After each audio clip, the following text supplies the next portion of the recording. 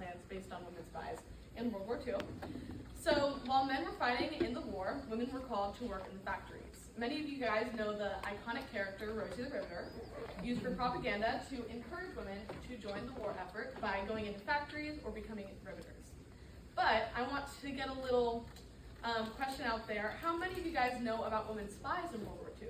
To actually get a sense, please raise your hand if you've heard or have learned about women spies in World War II. So we have a couple of them, which I'm actually really impressed by. I never learned about women spies at all in my education, and so through my thesis, I argue that women serving as British Special Operation Executive Agents during World War II were more highly regarded than their counterparts in the U.S. Office of Strategic Services due to the distinct operational roles they filled and their central involvement in high-stakes missions.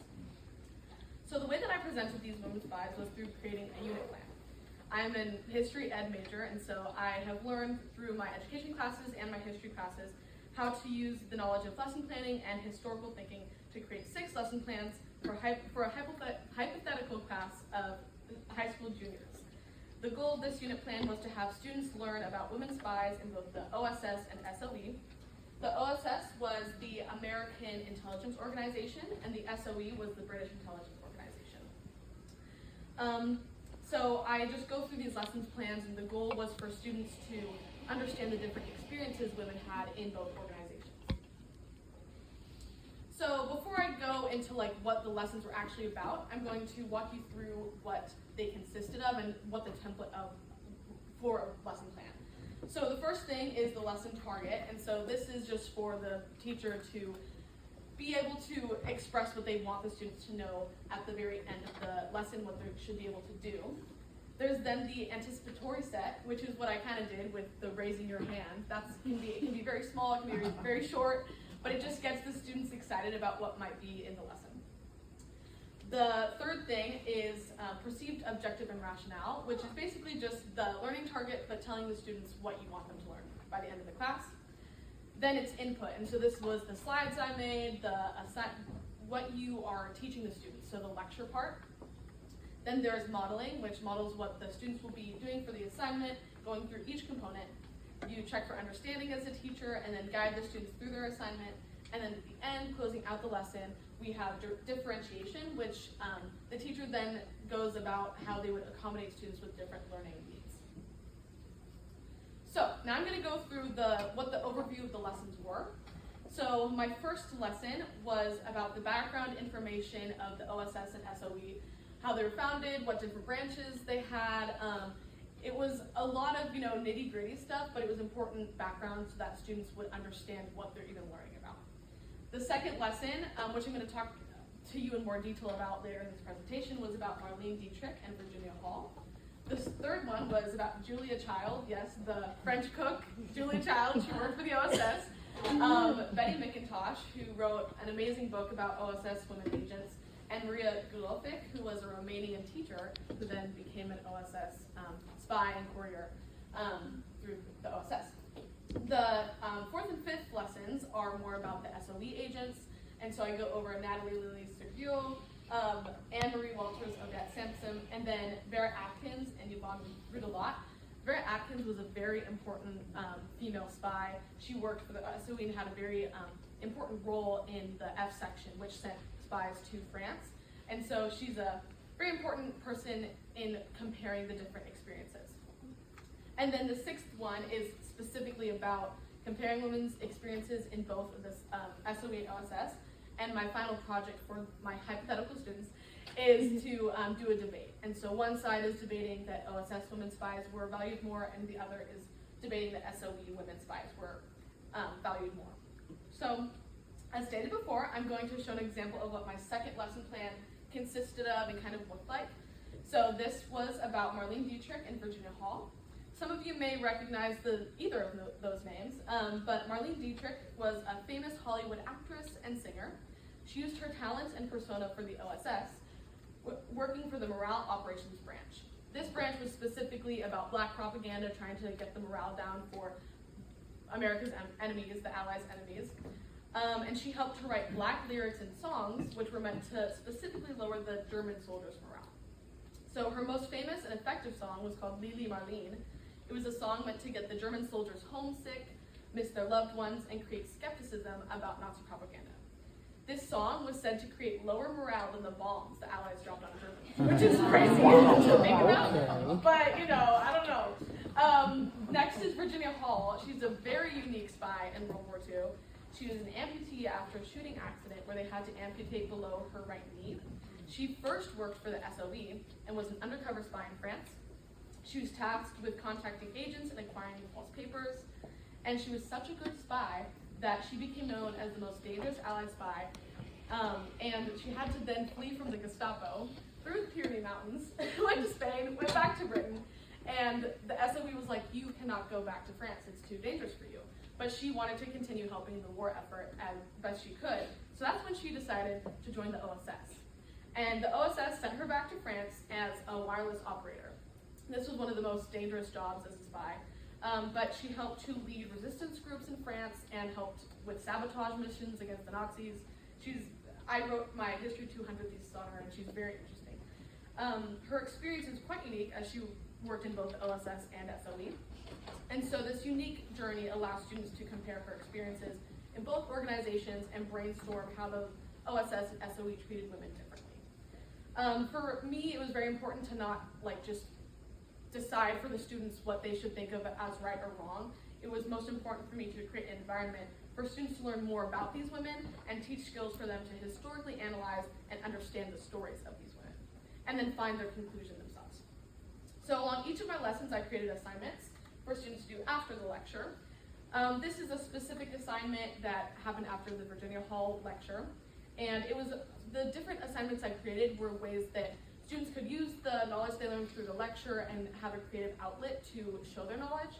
And so I had different assignments like creating scrapbooks, filling out mission reports, or creating a poster. This is a different assignment where I asked students to think about, it was more of an empathy one where you have to write a journal as if you are the spy. And so I asked students to write a journal about what questions they were considered. And so it was, do you think Virginia Hall had more freedom in the OSS or SOE? How were women treated differently? Were women underestimated during the war? And questions like that to really have them understand and try to historically analyze the war, but also historically analyze what was happening with these women and with all the other people in the war. Not only is history about chronology and wars, but also about the people who are in them, in these stories. So, the final project for them was to participate in a debate. And I talked about this a little bit before, but I used this model just so that my thesis could have an argumentative institution in it.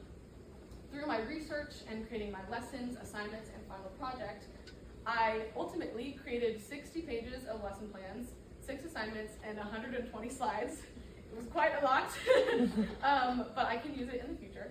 I was challenged to think both argumentatively while also preparing lessons that welcome different perspectives into the viewpoints of this concept. Through my research, creating the lessons, assignments, and final project, I ultimately wanted students to discover how to analyze different viewpoints and arguments. From my lectures, the goal is for them to notice the similarities and differences between the OSS and SOE and their treatment of women. My thesis is not an argument saying that women in the SOE did not experience sexism. Instead, I'm arguing that women in the SOE had higher valued roles amidst the sexism that they experienced. An example of this, I talked a little bit before about her, is Vera Atkins, who was in charge of the F section of the SOE. She oversaw the training, the departure, and briefings of agents into occupied France, and so it was a huge role. And through these lessons, I also have students learn about Odette Sansom, who was so important in the war effort that she was the most decorated Allied spy in the war, both male and female. She was the most decorated spy, so she's very impressive as well. On the other hand, through my research of women agents in the OSS, many had huge impacts on the war, but none had superior officer roles or were given that amount of recognition. OSS women agents more often worked within a domestic sphere while being overseas, doing paperwork and desk jobs like clerks, rather than resisting in resistance groups. This unit plan is meant to guide students to understand the nuances and complexities of women's experiences and incorporate that into the knowledge of their arguments within their debate. these are empowering stories, not just for women students, but just students in general to understand, and for anyone in the class that I will hypothetically teach. And one of the most important things for me within my pedagogical philosophy is to share untold stories. Through this thesis project, I was able to learn and create content to share those untold stories with future students and hopefully inspire them to do the same. Thank you.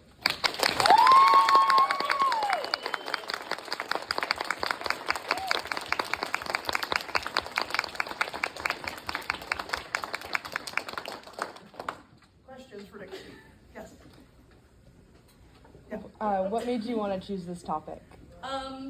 So when I was we'll go a little bit farther back to like when I was in middle school, I did a summer camp called Rosie's Girls, which was specifically about like Rosie the Riveter, and I got to learn how to weld and do carpentry and like do firefighting things. It was like stuff that's usually like a man's job. And I think from that, I've just continued to be very interested in just women in general and their role in history. And whenever I'm allowed to find a research topic, it's always about women in history. And so this specifically kind of came from my History 200 thesis. I did it on Virginia Hall. And so I wanted to just expand and understand the importance of all these different women spies that were very, very essential to the war effort, but not much is known about them. There are so many books about it, but it's just like I had never heard about it or learned about it before. So that's kind of why I wanted to do it, is to just understand more about them. Yes. So first, that was incredible. Secondly, so of course you talk about how you made the rhetorical choice not to kind of insert your own opinion and allow the students to form your own opinions. I'm curious throughout this process, since you did notice differences in the ability of women in the SOE to hold higher roles and higher ranking roles, how difficult did you find it to keep your own bias from leaking into this? That's a really good question. And it's also like a pedagogical question of how will I do that as a teacher? It's a lot of presenting information to students, and I think that most professors can agree or disagree with me, but as a teacher, to present these information to students so that they can make their own conclusions, so that they can become better citizens of the world. Like, no one's ever going to tell them all the time what they need to be doing. And so creating environments in which students are able to debate and like make their own conclusions about things and analyze these historical documents and empathize with these women, it's important to be able to give them that environment and ability. And so, does that answer your question, kind of? Yes. It was just very much like presenting students information so that they can really understand it for themselves and then go on. Claire? So you talked about how you had studied Virginia Hall previously. In discovering more female spies, is she your favorite? Was there one that you found more like you discovered more, were more fascinated by? Who was your favorite? Okay, so that's a good question. Specifically, Betty McIntosh is really interesting. She wrote a whole book. It's about OSS women spies. It's called Sisterhood of Spies, if you're ever interested. And she was insane. She worked for the OSS, the morale operations. She was first a journalist, then went into the OSS, and worked in China. And in China, there was this radio show, and this Chinese seer would see things, and it was trying to get Japanese morale down. And so they were trying to figure out a way to say something really bad would happen to Japan. And so she came up with this thing of something horrible is going to happen to Japan tomorrow, and a whole part of it is going to be demolished. And that same day, the U.S. had bombed Hiroshima.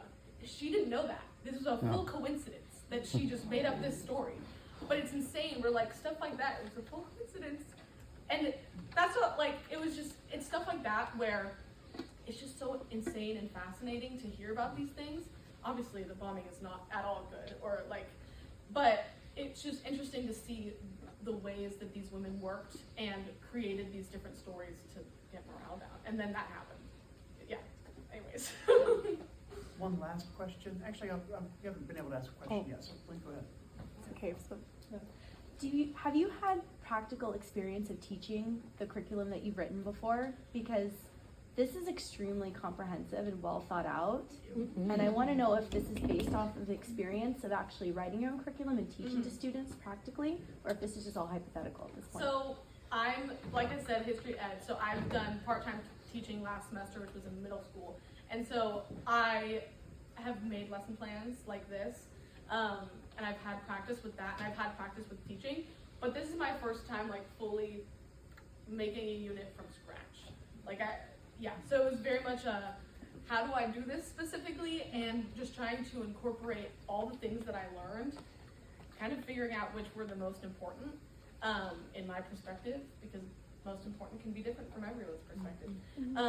And kind of incorporating that into my lesson plan, but also making sure that differentiation, like creating scrapbooks, posters, stuff like that, I wanted to make sure that these hypothetical students had different ways they could express their knowledge and in different ways. So. All right, let's congratulate